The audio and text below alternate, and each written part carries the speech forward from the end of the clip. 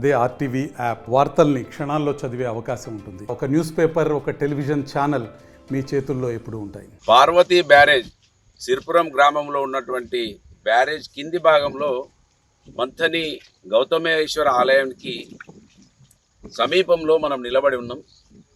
గోదావరి ఏ గేట్లు కూడా దించకుండా వాళ్ళ సిర్పురం బ్యారేజ్ గేట్లు మొత్తం ఎత్తే ఉన్నాయి. ఒక్క చుక్క కూడా ఆపలేదు. ఆపకున్నా కూడా ఇవాళ పోటు గమనే ఇక్కడ ఉన్నాయి అన్నీ కూడా దాదాపు పొలాలు కాంగ్రెస్ పార్టీ నాయకులే ఉన్నాయి. నేను అందుకే ప్రతిరోజు చెప్తా ఉన్నా, చదువుకున్న సన్యాసి ఈ దేశంలో ఎక్కడన్నా ఉండడం అంటే అది మంత్రిని ఎమ్మెల్యే దుద్దిల్ల శ్రీధర్ అనే చెప్తున్నా.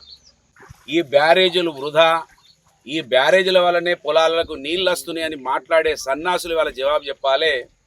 బ్యారేజ్ ఒక్క గేటు కూడా దించకుండా కూడా ఇవాళ ఈ పొలాలన్నీ మునిగిపోయినాయి. ఎగ్లాస్పూర్ వరకు కూడా మునిగిపోయినాయి. బన్న చెరువు కింద అన్ని పొలాలు కూడా మునిగిపోయినాయి. ఇవాళ మంత్రిని ఎమ్మెల్యే దుద్దిల్ల శ్రీధర్ ఇంత గొప్ప ప్రాజెక్టును నిర్వీర్యం చేసి ఈ ప్రాజెక్టును ప్రజలకు అందుబాటులోకి రాకుండా ఇవాళ మమ్మల్ని ఏడిపియడానికి కారణం, దీంట్లో నీకు కమిషన్లు రాలేదనే కుట్ర తప్ప. ఆ రోజు ఎల్లంపల్లి కట్టినప్పుడు నీకు కమిషన్లు వచ్చినాయి.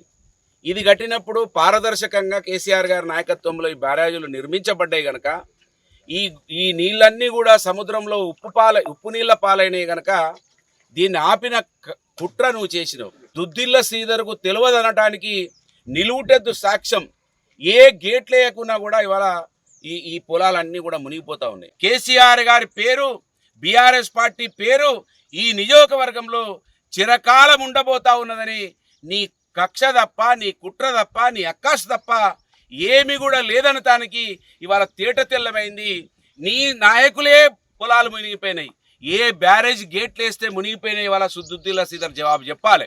వాళ్ళ కేసీఆర్ గారు గొప్పగా బ్యారేజీలను నిర్మించి 3 పంటలు వేసుకునేటువంటి దిశగా రైతులను ప్రయాణం చేయిస్తుంటే వాళ్ళకి అన్ని సౌకర్యాలు కల్పించి ఎరువుల ఇబ్బంది లేకుండా, కరెంట్ ఇబ్బంది లేకుండా, నీళ్ళ ఇబ్బంది లేకుండా ఇవాళ రైతులకు గొప్పగా ఆంధ్ర ప్రాంతంలో 3 పంటలు పండుతాయని విన్నాం తప్ప మేము చేయలేదు, చేసుకోలేదు.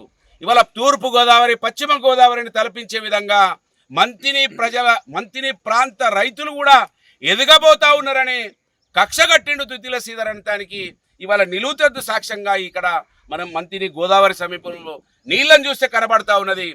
ఈ ప్రాజెక్టును వృధా అంటవా? నువ్వు ప్రాజెక్టు ద్వారానే ఈ పొలాలు మునిగిపోతానే అంటవా? ఇప్పటికైనా కళ్ళు తెరువు సన్నాసి అని అడుగుతున్నా. కనుక ఈ నియోజకవర్గంలో కాంగ్రెస్ పార్టీ సన్నాసులు, మీ నాయకుడు కళ్ళు తెరవకపోతే మీరన్న కళ్ళు తెరవాలని డిమాండ్ చేస్తా ఉన్నాను. ఇప్పటికైనా దుద్దిల్ల శ్రీధర్ కళ్ళు తెరవాలే. చదువుకున్న సన్నాసిగా మిగిలిపోకు, గొప్ప నాయకునిగా ఎదిగే ప్రయత్నం చేయని ఈ సందర్భంగా డిమాండ్ చేస్తాం. తెలుగులో న్యూస్ కి ఫాస్టెస్ట్ యాప్ ఇప్పుడు టోటల్లీ న్యూ అవతార్లో జస్ట్ 5 seconds లో కంప్లీట్ న్యూస్. సోషల్ మీడియాలో ట్రెండ్స్ కి one stop solution. Live TV app voice search option తో ఇప్పుడే డౌన్లోడ్ చేయండి లేదా అప్డేట్ అయిపోండి. యాప్ లింక్ డిస్క్రిప్షన్ లో ఉంది.